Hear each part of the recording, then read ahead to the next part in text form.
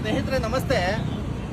ನೋಡಿ, ಇದು ನಾವು ಅದೇನೋ ಇವರು ಯಾವುದೋ ರಾಜಸ್ಥಾನ, ಪಂಜಾಬ್ ಆ ಕಡೆಯಿಂದ ಬಂದ್ಬಿಟ್ಟು ಜನಗಳಿಗೆ ಕಲ್ಲನ್ನ ತಿನ್ನಿಸುವಂತ ಪ್ರಯತ್ನವನ್ನ ಮಾಡ್ತಿದ್ದಾರೆ.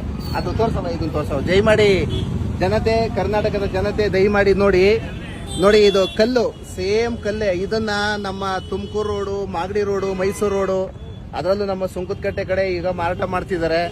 ಮಾಗಡಿ ರೋಡಲ್ಲಿ, ತುಮಕೂರು ರೋಡು, ಮೈಸೂರು ರೋಡ್ ಎಲ್ಲ ಕಡೆ ವ್ಯಾಪಾರ ಮಾಡ್ತಿದ್ದಾರಂತೆ.